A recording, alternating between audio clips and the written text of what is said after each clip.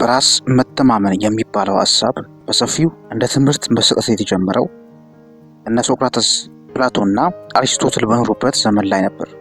ይህ ሐሳብ ዩታኒያ የተባለ በግሪክ ቋንቋ ይጠራ የነበረ ሲሆን ቃሉም ሲተረጎም የውስጥ መረጋጋት፣ በራስ መተማመንና በዓላማ መንቀሳቀስ የሚል ትርጉም ይሰጣል።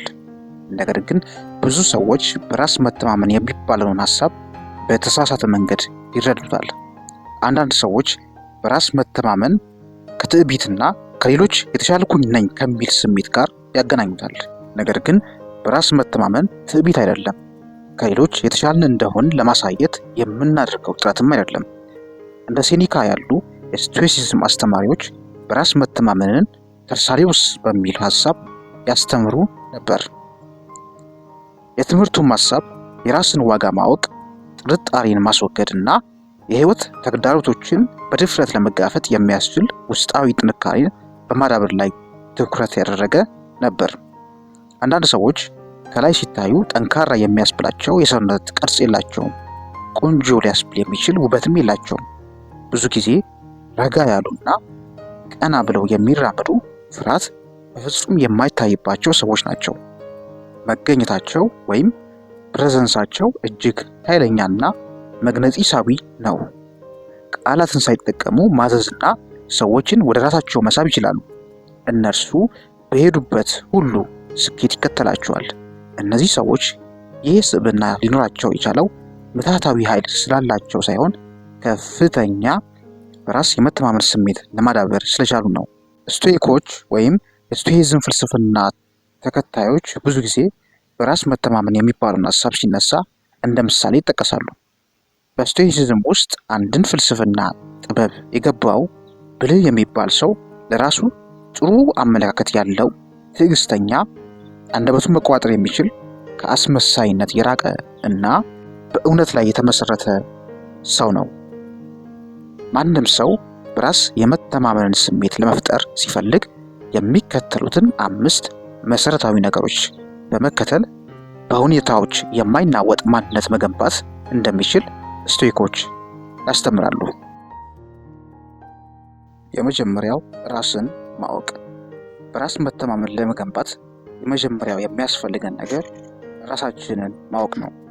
ድክመቶቻችንን፣ ጥንካሬዎቻችንን፣ እሴቶቻችንና ገደቦቻችንን ማወቅ ይኖርብናል።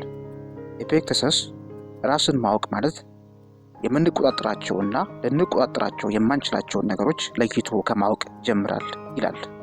ራሱን በሚገባ የተረዳ ሰው፣ ራሱን የሚያውቅ ሰው ሰዎች መልካም እንደሆነና ሰዎች እጅግ በጣም ጠንካራ ሰው እንደሆነ እስኪነግሩት ድረስ አይጠብቅም። የሰዎችን አፕሩቫል ወይም ደግሞ የሰዎችን ማረጋገጫ የሚጠብቅ ሰው አይደለም። ስለዚህ በራስ መተማመንን ለመገንባት የመጀመሪያው ማድረግ ያለብን ነገር ራስን እወቅ። ጠንካራ ጎን ምንድን ነው? ደካማ ጎን ምንድን ነው?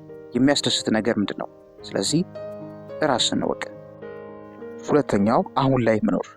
ዘ ፓወር ኦፍ ናው መጽሐፍ ጸሐፊ ኢካርት ቶል ትላንት የሚባል ጊዜ የለም፣ ነገም የሚባል ጊዜ የለም፣ ጀስት ኢሉዥኖች ናቸው ወይም ምትሃት ነው ወይም በጭንቅላታችን የፈጠርነው ነገር ነው ይላል። ስቶይኮችም ይህንን ሐሳብ ይደግፉታል። ስለዚህ አንተም በራስ መተማመን መገንባት ከፈለግ አሁን ላይ መኖር ይኖርባል። የአሁኑ ጊዜ ላይ ማተኮር ይኖርባል። ትላንት ምንም ማድረግ አችልም፣ ኦልሬዲ ያለፈ ጊዜ ነው። ነገ የሚመጣውንም አታውቅም። ስለዚህ የምትቆጣጠረው አሁን ላይ ያለውን ነገር ነውና ትኩረትህ አሁን ላይ ይሁን። የዛኔ በራስ መተማመንን የገነባ ትመጣለህ። ሶስተኛው ከአሉታዊነት መውጣት። ጭንቀትን፣ ተስፋ መቁረጥን፣ ተስፋ ቢስነትን፣ ፍርሃትን እያሰብክ በራስ መተማመንን መገንባት ማለት ልክ የማንጎ ተክል ተክለ ብርቱካን ፍሬ እንደመጠበቅ ይቆጠራል። አእምሮ ኔጌቲቭ ነገር ወይም አሉታዊ ነገር እያሰበ በራስ መተማመንን ለመገንባት ብታስብ ይሄ የማይቻል ነገር ነው። ስለዚህ በተቻለ መጠን አእምሮህን በፖዚቲቪቲ ወይም ደግሞ በአዎንታዊ ሐሳቦች ለመሙላት ሞክር። በተፈጥሮ አእምሯችን በእውነታውና በውሸታው መካከል ያለውን ልዩነት ማወቅ አይችልም። ስለዚህ በተቻለ መጠን አንተ በአዎንታዊ ነገሮች አእምሮህን መሙላት ስትጀምር አሉታዊ ነገሮች በራሱ ጊዜ ፌድ እያደረገ ይወጣል። የዛኔ በራስ መተማመንህም እየተገነባ ይመጣል። ስለዚህ ያሉህን ጉድለትን ከምታስብ ይልቅ ያለህን የተሰጠህን ነገር አስብ። ትንንሽ የሚባሉ ስኬቶችን ለማክበር ሞክር። ያለህን ነገር ስታይ በአዎንታዊ ነገሮች ራስን አእምሮን እየሞላ ስትመጣ የዛኔ በራስ መተማመንን እየመጣ ይመጣል። አራተኛ ፍርሃትን መጋፈጥ። ብዙ ሰዎች ማድረግ የሚፈልጉት ነገር አለ፣ ነገር ግን ኮንፊደንስ ወይም ደግሞ ድፍረት እስኪመጣ ድረስ ይጠብቃሉ። በራስ መተማመን የሚመጣ ነገር አይደለም፣ ነገር ግን ፍርሃትን መጋፈጥ ሲጀምር ወይም የተግባር ሰው ስትሆን በተግባር ውስጥ የምታመጣው የምትለማመደው ነገር ነው። ይህንን ለማድረግ ደግሞ ፍርሃት የሚባለው ስሜት እንደ ጠላትን መቁጠር የለብንም። ጀስት ፍርሃት ማለት በተፈጥሮ ከተሰጡ ስሜቶች ውስጥ አንደኛው እና የሚያስፈልግ ነገር ነው። ስለዚህ ይህንን መረዳት አለብን። ነገር ግን ፍርሃት ከመጠን በላይ ከሆነ አስሮ ያስቀምጥህና ከብዙ ነገሮች ወደኋላ እንድትቀር ያደርጋል። ስለሆነም ፍርሃትን ለመጋፈጥ ከትንንሽ ከሚያስፈሩ ነገሮች ጀምር። ቀስ በቀስ እነዛን የሚያስፈሩ ነገሮች ቀስ እያልክ የተጋፈጥካቸው ስትመጣ ፍርሃትህን እየቀነሰ ይመጣል። ስለዚህ በተግባር ውስጥ በልምምድ ውስጥ ፍርሃትን መጋፈጥ ትችላለህ። የዛኔ በራስ መተማመን እየገነባ ትመጣለህ። አምስተኛውና የመጨረሻው ራስ ላይ መስራት። የቻይናው ፈላስፋ ኮንፊሽየስ መለወጥ ማለት መሻሻል ነው፣ ፍጹም መሆን ማለት ደግሞ ይበልጥ መሻሻል ነው ይለናል። ስለዚህ አንተም ቢሆን ራስ ላይ መስራት ይኖርብሃል። ለምሳሌ የመጀመሪያው ኢንቨስትመንት ወይም መጀመሪያ ራስ ላይ መስራት ያለብህ ነገር አእምሮ ላይ ነው። መጽሐፍቶችን በማንበብ የተለያዩ ኮርሶችን በመውሰድ አእምሮ ላይ ስራ። አስተሳሰብን፣ አመለካከትን አሳድገው። ከዛም የተለያዩ ስኪሎችን መማር ይኖርብሃል። ስለዚህ በተለያየ አቅጣጫ የተሳለ ሴፍ ስትሆን ራስ ላይ የሰራ ስትመጣ የዛኔ በራስ መተማመን በራሱ ጊዜ ይመጣል። ነገር ግን ዝም ብለህ ቁጭ ብለህ በራስ መተማመን መጠበቅ የማይታሰብ ነገር ነው። ስለዚህ ራስ ላይ ለመስራት ራስ ላይ ኢንቨስት ለማድረግ ሞክር።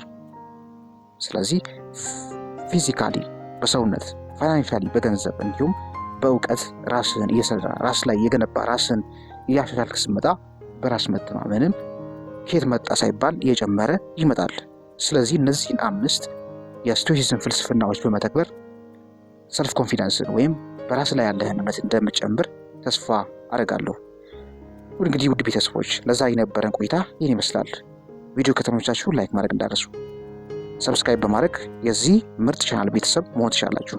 በቀጣይ አዲስ ኮንተንት እስክንገናኝ ድረስ በያላችሁበት ሰላማችሁ ይብዛ።